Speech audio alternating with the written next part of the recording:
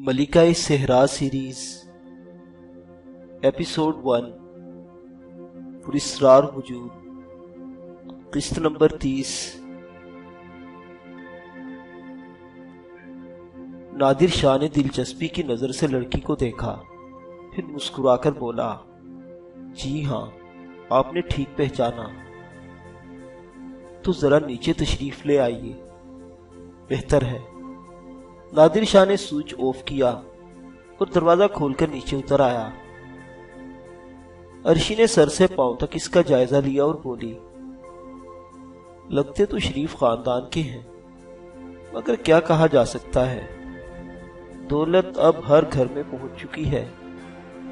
پیسہ شکلیں بے شک بدل دیتا ہے، لچھن نہیں بدلتا۔ کہیے، میری گاڑی کا پیچھا کیوں کیا جا رہا تھا؟ میڈم، آپ نے گاڑی اس طرح کھڑی کر کے ایک غیر قانونی حرکت کی ہے۔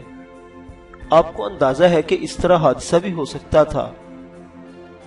اب مجھے کیا معلوم کہ آپ نے گاڑی اس طرح غلط انداز میں کھڑی کی ہے۔ اگر میری کار کی رفتار تھوڑی سی تیز ہوتی تو یقیناً میں آپ کی کار سے ٹکرا جاتا اور ونڈ سکرین ٹوٹ جاتا اور اس کا کوئی شیشہ آپ کی ناک کو 2 حصوں میں تقسیم کر دیتا۔ آہ، کٹی ناک کے ساتھ آپ کتنے پیارے لگتے۔ لیکن خیر، آئیے، جو کچھ نہیں ہوا وہ میں کر دوں۔ کیسے؟ نادر شاہ نے پوچھا، اور عرشی نے ایک پاؤں کی ایڑی پر گھوم کر دوسرا وار نادر شاہ کے پیٹ پر مارنے کی کوشش کی۔ یقینی طور پر اس نے یہی سوچا تھا کہ نادر شاہ کے پیٹ پر پاؤں لگے گا، وہ جھکے گا اور وہ اسے ناک آؤٹ کر دے گی۔ لیکن نادر شاہ کئی قدم پیچھے ہٹ کر اس کے وار کو بچا گیا۔ لڑکی نے فوراً ہی اپنا پاؤں زمین پر رکھا اور دوسرا پاؤں اسی انداز میں گھما دیا۔ نادر شاہ نے پھر اپنے آپ کو بچایا۔ 3 بار لڑکی نے یہی کیا اور نادر شاہ صاف محفوظ رہا۔ پھر وہ غرا کر بولا، اور اگر اب کی بار آپ نے پاؤں چلایا تو میں آپ کی یہ ٹانگ پکڑ لوں گا اور آپ منہ کے بل نیچے گر جائیں گی۔ اس بار عرشی نے جھکائی دے کر اس پر کراٹے کا ہاتھ مارنے کی کوشش کی تھی، لیکن نادر شاہ اس وار کو بھی بچا گیا۔ آس پاس سے بہت سے لوگ دوڑ دوڑ کر ان کے گرد جمع ہونے لگے۔ عرشی نے رک کر کہا، یہ حضرت غنڈے ہیں، میرا تعاقب کر رہے تھے۔ یہاں میں آپ لوگوں کے سامنے انہیں اس کا سبق دے رہی ہوں۔ آپ پیچھے ہٹ جائیے، یہ کام ہمارے سپرد کر دیجئے۔ ایک ہیرو ٹائپ نوجوان نے کہا، نہیں نہیں بھائی، آپ زحمت نہ کیجئے گا، وقت بدل گیا ہے، اب ہم اپنی حفاظت خود کر لیا کرتے ہیں۔ یہ جناب گنڈے صاحب شاید جوڈو کراٹے بھی سیکھ چکے ہیں، میں خود ہی انہیں ٹھیک کر لوں گی۔ جب آپ انہیں میرے ہاتھوں پٹتا ہوا دیکھیں گے تو آپ کو بہت لطف آئے گا۔ عرشی نے ایک بار پھر اس پر اپنا پاؤں گھمایا۔ اس بار نادر شاہ نے اپنا پاؤں کھڑا کر کے اس کا یہ وار روکا اور عرشی لڑکھڑا کر گر گئی۔ لیکن نادر شاہ نے فوراً ہی اس کا بازو پکڑ کر اسے گرنے سے روکا تھا۔ وہ بپھرا ہوا نوجوان جو عرشی کی مدد ہر قیمت پر کرنا چاہتا تھا، پھرتی سے آگے بڑھا اور نادر شاہ نے اس کے پیٹ پر کوہنی رسید کر کے ایک زوردار ہاتھ اس کی گال پر جڑ دیا۔ نوجوان خاصی دور جا کر گرا تھا۔ دوسرے لوگ بھی مشتعل ہو گئے۔ ایک بزرگوار نے کہا، اماں مارو چھنن میاں سسرے کو، ایک تو ماں بہن کو چھیڑتا ہے، اوپر سے دادا گیری دکھاتا ہے۔ چھنن میاں شاید کسی اکھاڑے کے پٹھے تھے، آگے بڑھے اور پینترے بدلنے لگے۔ عرشی رک گئی تھی، غالباً اس کی پنڈلی پر اچھی خاصی چوٹ آئی تھی۔ اس کا چہرہ سرخ ہو گیا تھا۔ ابھی تک اس نے جتنے وار کیے تھے نادر شاہ پر ایک بھی کارگر نہیں ہو سکا تھا، اور جس طرح نادر شاہ نے یہ وار بچائے تھے اس سے عرشی کو یہ اندازہ ہو گیا کہ مد مقابل جوڈو کراٹے میں بھی خوب مہارت رکھتا ہے، اور اب چونکہ باپ بھائی مدد پر آمادہ ہو گئے تھے چنانچہ اسے رکنا پڑا۔ اب وہ اس چکر میں تھی کہ گاڑی لے کر نکل بھاگے، یہ لوگ خود ہی نادر شاہ کی مرمت کر لیں گے۔ حالانکہ ہیرو ٹائپ کے نوجوان کو جو تھپڑ پڑا تھا اس کی آواز عرشی نے بھی سنی تھی، اور اسے یہ خوف ہو گیا تھا کہ بات کہیں ضرورت سے زیادہ آگے نہ بڑھ جائے۔ غرض یہ کہ اس وقت صورتحال اچھی خاصی سنگین ہو گئی تھی۔ چھنن میاں ابھی پینترے بدل ہی رہے تھے کہ اچانک ہی نادر شاہ نے پستول نکال لیا اور غرائے ہوئے لہجے میں بولا، اگر کسی نے زیادہ بدتمیزی کرنے کی کوشش کی تو بھون کر رکھ دوں گا۔ بھگدڑ مچ گئی، چند افراد تو فوراً ہی فرار ہو گئے تھے، کچھ پیچھے ہٹ گئے تھے۔ اسی وقت کچھ فاصلے سے ایک پولیس موبائل گزر رہی تھی۔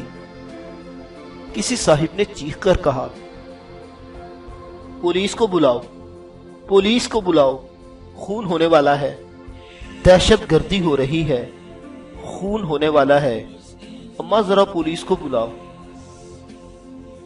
موبائل والوں نے شاید خود ہی مجمع دیکھ لیا تھا، وہ اس جانب چل پڑے۔ عرشی نے کہا،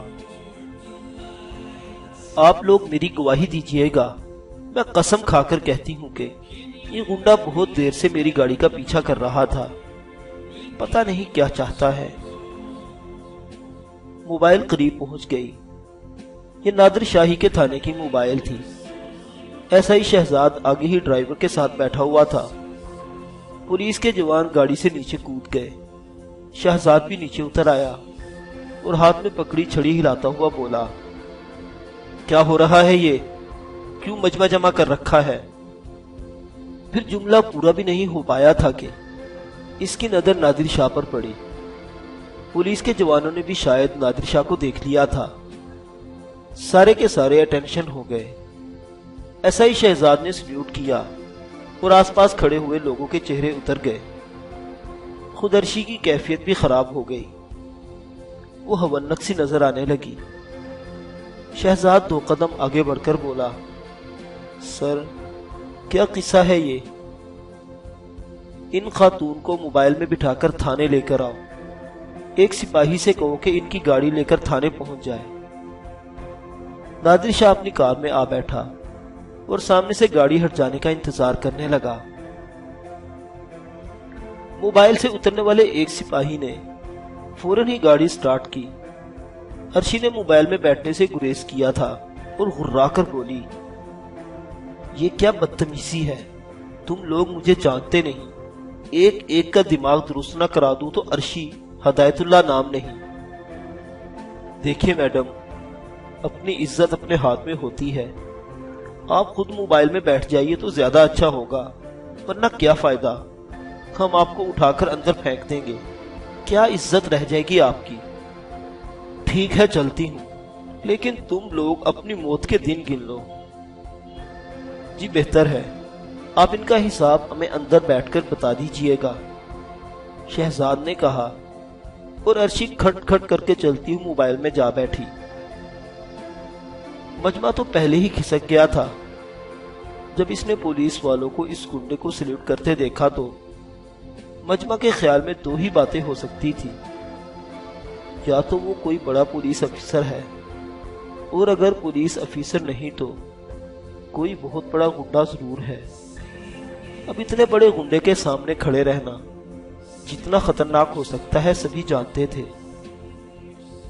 بہرحال دونوں گاڑیاں چل پڑی اور انسپکٹر نادر شاہ اپنی گاڑی ڈرائیو کرتے ہوئے یہ سوچنے لگا کہ لڑکی واقعی پٹاخہ ہے اور اسے ہینڈل کرنے کے لیے خاصی مشکلات سے گزرنا ہوگا۔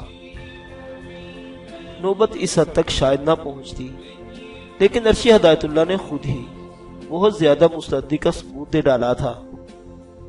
بہرحال نادر شاہ کو یہ سچویشن بہت دلچسپ لگی تھی۔ یہ سب کچھ ہو چکا تھا، معمول کے خلاف نہیں تھا، ایسے واقعات بھی اکثر ہو جایا کرتے ہیں۔ نادر شاہ کے ہونٹوں پر مسکراہٹ پھیل گئی۔ کچھ دیر کے بعد وہ تھانے کی عمارت میں داخل ہو گیا۔ عرشی پیچھے موبائل میں آ رہی تھی۔ نادر شاہ اپنے آفس میں پہنچ گیا اور کچھ دیر کے بعد SI شہزاد نے عرشی ہدایت اللہ کو نادر شاہ کے آفس میں پہنچا دیا۔ نادر شاہ اپنی کرسی پر بیٹھ گیا۔ عرشی کا چہرہ لال بھبھوکا ہو رہا تھا، غصے سے اس کی آنکھیں خون اگل رہی تھی۔ نادر شاہ نے SI شہزاد سے کہا، تم جاؤ۔ پھر وہ عرشی سے بولا، تشریف رکھیے محترمہ۔ عرشی آہستہ آہستہ آگے بڑھی اور نادر شاہ کے سامنے رکھی ہوئی کرسی کو گھسیٹ کر اس پر بیٹھ گئی۔ اپنی کیفیت کے برعکس اس نے نرم لہجے میں کہا، تم اس علاقے کے انچارج ہو؟ آپ کی بدقسمتی سے۔ نادر شاہ مسکرا کر بولا، ہاں، بدقسمتی کا لفظ تم نے بالکل درست استعمال کیا۔ اب یہ نہیں کہا جا سکتا کہ بدقسمتی میری ہے یا تمہاری۔ خوب محترمہ، آپ پولیس اسٹیشن میں بیٹھ کر ایک پولیس افیسر کے ساتھ بدتمیزی فرما رہی ہیں۔ پہلی بات تو یہ ہے کہ تم نے میرے گھر سے اس جگہ تک میرا تعاقب کیا جہاں میں نے تمہیں روکا اور سبق دینے کا فیصلہ کیا۔ تم اگر پولیس افیسر بھی ہو تو اس وقت وردی میں نہیں تھے۔ میں نے فطری طور پر تمہیں کوئی برا آدمی سمجھا جو میرا تعاقب کر رہا تھا اور بحالت مجبوری تمہیں اس تعاقب سے روکنے کی کوشش کی۔ مانتا ہوں یہاں آپ کا پوائنٹ آف ویو بالکل درست ہے۔ اس کے بعد تم نے مجھے نہایت بدتمیزی کے ساتھ موبائل میں ڈال کر یہاں لے آئے۔ تمہیں اس کی بدترین سزا بھگتنا ہوگی۔ نادر شاہ ہنس پڑا، پھر بولا، مزید دلچسپ محترمہ، واقعی کچھ سول لوگ اتنے ہی پاورفل ہوتے ہیں کہ وہ پولیس والوں کو سزائیں دیتے ہیں۔ اصل میں تمہاری غلط فہمیاں ہی تمہیں لے ڈوب رہی ہیں۔ تم لوگ قانون کو اپنے ہاتھوں میں کھلونا سمجھ لیتے ہو جس کے ساتھ جو سلوک چاہو کرو۔ کیا تم مجھے جواب دے سکتے ہو کہ میرا تعاقب کیوں کر رہے تھے؟ کیا یہ قانون کسی کی ضرورت کے مطابق تھا یا تمہاری کوئی ذاتی کوشش؟ اصل میں آپ کے ہوش و آواز اس قدر بگڑے ہوئے ہیں کہ آپ سے تم پر اتر آئی ہیں۔ لیکن ہوتا ہے، ایسا ہی ہوتا ہے۔ شکست خوردہ لوگ تو گالیاں بھی بکتے ہیں اور اب تو خواتین بھی گالیاں دینے کا رواج ہو چکا ہے۔ اس لیے آپ کی ان باتوں کا میں برا نہیں مان رہا۔ ویسے آپ کی اطلاع کے لیے ذرا سی تفصیل گوش گزار کر رہا ہوں۔ اصل میں آپ کی تلاش میں آپ کے گھر پہنچا تھا، ابھی آپ کے کوٹھی کے دروازے کے قریب ہی تاکہ آپ کی گاڑی باہر نکلتے ہوئے دیکھی اور مجبوراً آپ کا تعاقب کرنے کا سوچا کہ یہاں آپ رکیں گی، وہاں رک کر آپ سے گفتگو کر لوں گا۔ راستے میں آپ مجھے نہیں روک سکتے تھے؟ مناسب نہیں سمجھا۔ دیکھو آفیسر، کیا نام ہے تمہارا؟ نام اگر بتا دیا تو آپ خوفزدہ ہو جائیں گی محترمہ، اس لیے فی الحال نام جانے دیجئے۔ بہت سمارٹ بننے کی کوشش کر رہے ہو۔ برا وقت اسی طرح آتا ہے۔ مجھے تمہارے نام سے کوئی دلچسپی نہیں۔ میرا نام ذرا اپنے سامنے رکھے ہوئے پیڈ پر لکھ لو۔ بی بی ارشاد عرشی ہدایت اللہ، سر ہدایت اللہ کی بیٹی ہوں، اسی لیے آپ کے لچھن اتنے خراب ہیں، نادر شاہ نے کہا۔ عرشی اندر ہی اندر بری طرح تل ملا رہی تھی۔ اگر سامنے کوئی پولیس والا نہ ہوتا اور یہ پولیس اسٹیشن نہ ہوتا تو بہت کچھ کر کے دکھا دیتی۔ نادر شاہ نے کہا، خیر، میں آپ کو کسی ذاتی گفتگو کے لیے یہاں نہیں بلایا۔ میں عرض کر رہا تھا کہ ہوش و حواس قائم نہ ہو تو آدمی بہت سی باتیں بھول جاتا ہے۔ مثلاً آپ کو یاد نہیں رہا ہوگا کہ جب مہتاب پور ہاؤس میں آپ کو 2 لاشیں ملی تھی، آپ نے ایک پولیس افسر کو پولیس تھانے فون کر کے ان لاشوں کی اطلاع دی تھی۔ عرشی کے اندر ایک دھماکہ سا ہوا، لیکن اعصابی طور پر اتنی کمزور نہیں تھی کہ اس کا اظہار ہونے دیتی۔ البتہ چند لمحات کے لیے زبان بند ہو گئی تھی۔ نادر شاہ نے کہا، فون پر آپ نے میری آواز سنی، لیکن اسے ذہن میں محفوظ نہیں کیا، جبکہ میرے ذہن میں آپ کی آواز محفوظ رہ گئی۔ ہماری دوسری ملاقات اس رات کیلائن روڈ پر ہوئی تھی، جب آپ شاید کسی فیشن شو میں حصہ لے کر واپس آ رہی تھی۔ اس دن آپ نے ایک بھکارن کا روپ دھارا ہوا تھا اور دوڑ کر سڑک عبور کر رہی تھی کہ ایک پولیس جیپ کے سامنے آ گئی، اور آپ نے اپنے آپ کو چھپانے کے لیے یا پھر فیشن شو میں فرسٹ پرائز حاصل کرنے کے لیے دے دے بابو اللہ کے نام پر کی صدا لگا ڈالی تھی۔ میڈم عرشی ہدایت اللہ، سوری مس عرشی ہدایت اللہ عرف اکلوتی، ایک پولیس افسر کی تجربے کارانہ صلاحیتوں کو شاید آپ نے کبھی نہیں پرکھا۔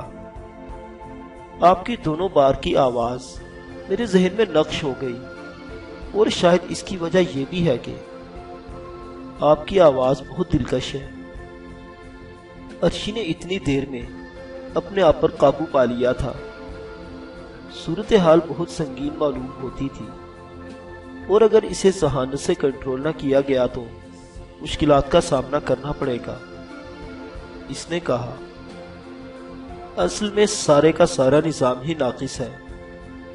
محکمہ پولیس میں کم از کم اس قدر ذمہ داری کا عہدہ عمر رسیدہ افراد کو دینا چاہیے۔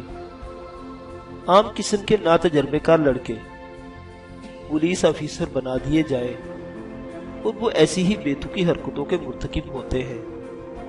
یہ ایک بہت بڑا المیہ ہے۔ میں اس لیے کوشش کروں گی کہ آئندہ کم از کم 45 سال عمر کے بعد کسی کو ذمہ داری کا یہ عہدہ دیا جائے۔ اور آپ جانتے ہیں مسٹر آفیسر، یہ کام میرے لیے مشکل نہیں ہوگا، کیونکہ میں سر ہدایت اللہ کی بیٹی ہوں، اور وہ بھی اکلوتی۔ نادر شاہ نے لقمہ دیا۔ جی ہاں، خیر مس اکلوتی، آئی ایم سوری مس عرشی، تو آپ یہ بتانا پسند فرمائیں گی کہ اصل معاملہ کیا تھا؟ آپ کو مہتاب پور ہاؤس میں 2 افراد کو قتل کرنے کی کیا ضرورت تھی؟ عرشی یہ الفاظ سن کر غصے کی شدت سے کرسی کھسکا کر اٹھ کھڑی ہوئی۔ اس نے دانت پیستے ہوئے کہا، وہی کچھ جو پولیس والے کیا کرتے ہیں۔ اب آپ مجھے کسی جرم میں پھانس کر میرے خلاف انتقامی کارروائی کرنا چاہتے ہیں؟ ارے آپ کھڑی کیوں ہو گئیں؟ تم مجھے نہیں روک سکتے مسٹر انسپیکٹر، سمجھے؟ تم مجھے نہیں روک سکتے۔ مجھے اس کی ضرورت نہیں پیش آئے گی محترمہ۔ آپ باہر نکلیں گی اور پولیس والے آپ کو بازوں سے پکڑ کر اندر دھکا دے دیں گے۔ اگر آپ کو اپنے کسی نئے فیچر کے لیے کچھ مواد درکار ہے تو آپ یہ کوشش بھی کر لیجئے۔ آپ تو مختلف شعبوں سے متعلق فیچر لکھنے میں خاصی مہارت رکھتی ہیں۔ محکمہ پولیس سے متعلق کچھ لکھنے میں آپ کو ان واقعات سے مدد ملے گی۔ عرشی کو ایک بار پھر چونکنا پڑا۔ نادر شاہ کی نگاہیں اس کے چہرے پر جمی ہوئی تھی۔ وہ بوکھلائے ہوئے لہجے میں بولی، کیا مطلب ہے آپ کا؟ سیدھی سی بات ہے مس عرشی ہدایت اللہ، آپ شوقیہ طور پر اخبارات میں فیچر لکھتی رہتی ہیں، اور اخبار کا ایڈیٹر آپ کے بارے میں اچھے تعریفی نوٹ لکھتا ہے۔ اوہ، تو آپ نے اصل میں اخبار کا یہ فیچر پڑھ لیا تھا۔ جناب بوجھ بھجکڑ صاحب، یہ تھا اصل معاملہ، اور اس سے آپ نے سارے معاملات اخذ کیے۔ جی نہیں، پولیس کا طریقہ کار یہ نہیں ہوتا۔ آپ اس بات سے انکار کریں گی کہ اس رات کی لائن روڈ پر آپ میری جیپ سے نہیں ٹکرائی تھی؟ آپ کا دماغ خراب ہے جناب آفیسر صاحب، بھلا مجھے کیا پڑی تھی؟ لیکن آپ نے اپنے فیچر میں اعتراف کیا ہے کہ آپ ایک بھکارن کا روپ بدل کر در بدر بھیک مانگتی پھرتی ہیں، اور اس طرح آپ نے بھکاریوں کے بارے میں ذاتی طور پر معلومات حاصل کر کے یہ فیچر تیار کیا ہے۔ میں نے جو کچھ کیا ہے اس سے آپ کو کیا غرض؟ نہیں، آپ کے اس طریقہ کار سے مجھے اختلاف نہیں، لیکن پہلے آپ یہ اعتراف کیجئے گا کہ آپ اس رات مجھ سے ٹکرائی تھی یا نہیں؟ نہیں، ہرگز نہیں۔ میں اسے آپ کی دیوانگی ہی قرار دے سکتی ہوں مسٹر پولیس افیسر۔ آپ خامخواہ مجھ پر الزام لگا رہے ہیں اور اس سے آپ کی کوئی ذاتی غرض معلوم ہوتی ہے۔ آپ اگر تشریف رکھیں تو میں آپ کی کچھ خاطر مدارت بھی کروں۔ چائے تو یقیناً آپ پینا پسند کریں گی۔ چائے تو میں آپ کو پلاؤں گی کسی دن آفیسر، میرا وعدہ ہے آپ سے، اور ایسی چائے پلاؤں گی کہ آپ زندگی بھر یاد رکھیں گے۔ نادر شاہ ہنسنے لگا، پھر بولا، اس کے لیے میں آپ کا پیشگی شکریہ ادا کیے دیتا ہوں۔ واقعی بہت عرصے سے ایسی چائے نہیں پی جسے عرصے تک یاد رکھا جائے۔ آپ اپنا وعدہ ضرور پورا کیجئے گا، لیکن فی الحال آپ کو میرے سوالات کے جوابات دینے ہوں گے۔ دیکھیے، اگر کسی بڑی مشکل سے بچنا چاہتی ہیں تو میرا مشورہ قبول کر لیجئے۔ ان واقعات کے بارے میں مجھے مکمل تفصیلات بتا دیجئے۔ کیا قصہ تھا؟ کیسے آپ کو ان لاشوں کے بارے میں معلومات حاصل ہوئی؟ خیر، شکل و صورت سے تو قاتل وغیرہ نہیں لگتی، لیکن میڈم، مہتاب پور ہاؤس میں 2 افراد کو قتل کیا گیا ہے اور پولیس اس کی تفتیش کر رہی ہے۔ بہتر ہوگا کہ آپ اچھے شہری کی حیثیت سے پولیس کی مدد کریں۔ میں آپ سے پہلے بھی عرض کر چکا ہوں کہ باقی ساری باتیں غلط فہمی کی بنیاد پر ہوئی۔ اگر آپ مجھے اپنی کوٹھی میں مل جاتی تو آپ سے یہی تمام سوالات کرتا اور واپس آ جاتا۔ میرا خیال ہے آپ خوف کا شکار ہو رہے ہیں آفیسر۔ آپ کو یہ احساس ہو گیا ہے کہ جو کچھ آپ کر چکے ہیں اس کے بدترین نتائج آپ کو بھگتنا پڑیں گے، چنانچہ اب آپ نے شرافت کا لہجہ اختیار کیا ہے۔ نہیں، ایسی بات نہیں ہے، شرافت کا لہجہ تو میں نے ابھی تک ترک نہیں کیا ہے۔ آپ ہی مجھے کچھ دھمکیاں دے رہی ہیں۔ میں نے ان کے جواب میں آپ سے کہا کہ بہر طور پولیس کے اختیارات ہوتے ہیں۔ سر ہدایت اللہ بے شک قابل احترام ہے اور ان کی صاحبزادی بھی، لیکن دیکھیے نا، پولیس کے بھی کچھ مسائل ہوتے ہیں۔ میں اس کیس کی تفتیش کر رہا ہوں، آپ کو اس میں میری مدد کرنا چاہیے۔ میں تمہاری ہر بات سے انکار کرتی ہوں۔ نہ میں نے تمہیں کسی قتل کے بارے میں کوئی اطلاع دی اور نہ ہی میں بھکارن کی حیثیت سے تم سے ٹکرائی۔ فرض کرو اگر ایسا ہوا بھی ہے تو میں تم جیسے کسی شخص کو اس بارے میں کچھ بتانا پسند نہیں کرتی۔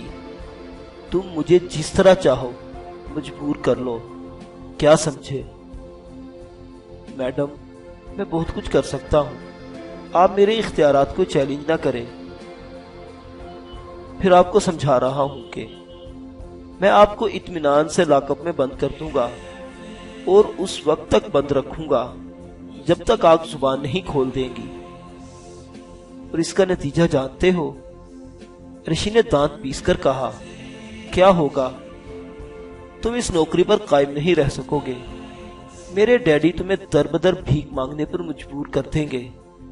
تم یہ ثابت کیسے کر سکو گے کہ میں ہی وہ بھکارن ہوں؟ ہم لوگ اپنا کام کرتے ہوئے ایسے ہی ہر خطرے کو مول لیتے ہیں میڈم۔ سوری، میں تمہارا چہرہ سیاہ کر کے، بال بکھرا کے، تمہارے بدن پر چیتھڑے لگا کے میں تمہیں فقیروں کے اس ڈیرے پر لے جاؤں گا جہاں رمضان نامی فقیر نے تمہیں اپنے ڈیرے میں جگہ دی تھی، اور پھر وہاں سے اس بات کی تصدیق بھی ہوگی کہ کچھ لوگوں نے تمہیں اغوا کر لیا تھا۔ کیس میں پیچیدگیاں پیدا ہوتی چلی جائیں گی، یہاں تک کہ تمہیں زبان کھولنا پڑے گی۔ عرشی ہدایت اللہ ایک بار پھر کرسی پر بیٹھ گئی۔ اس انکشاف نے واقعی اس کے سارے حوصلے پست کر دیے تھے۔ ایک لمحے کے لیے وہ نڈھال ہو گئی تھی۔ اسے احساس ہو گیا تھا کہ پولیس افیسر معمولی شخصیت نہیں ہے اور اس کے بارے میں کافی کام کر چکا ہے، لیکن اس کے سامنے حوصلہ ہار جانے کا مطلب تھا بہت سی باتوں کا انکشاف، خاص طور سے گل کا معاملہ۔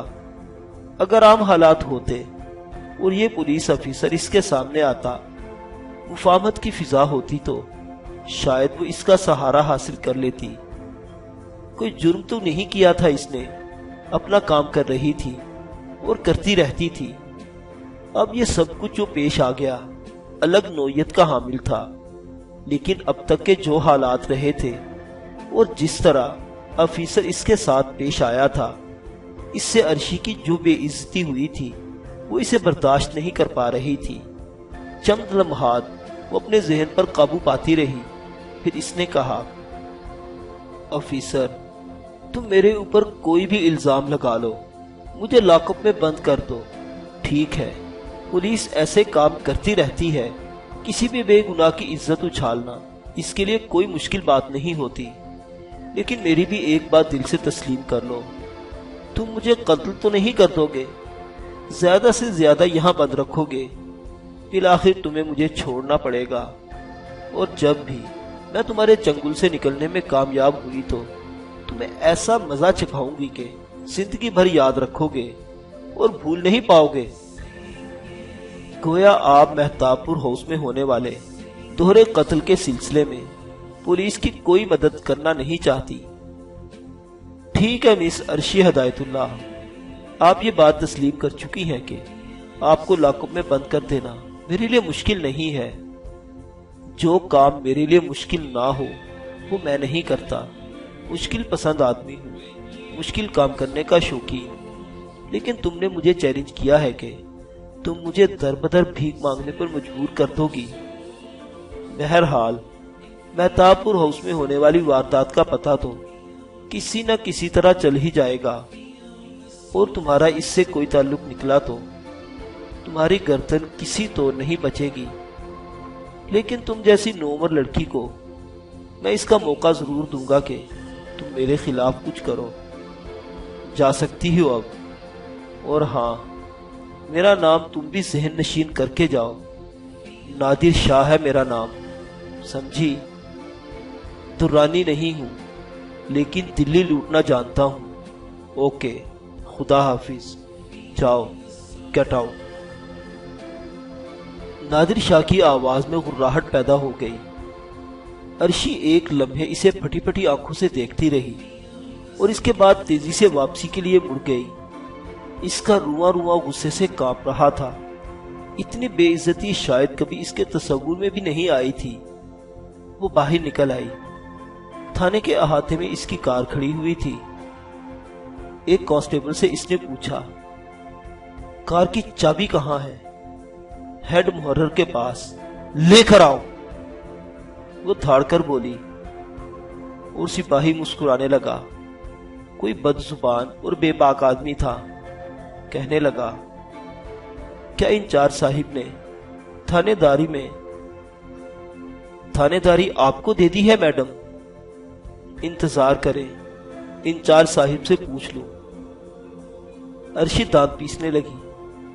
بہرحال اسے چابی مل گئی اور وہ کار سٹارٹ کر کے تھانے کی عمارت سے باہر نکل آئی۔ آنکھوں کے سامنے تاریکی چھا رہی تھی اور وہ اندھا دھند گاڑی چلا رہی تھی۔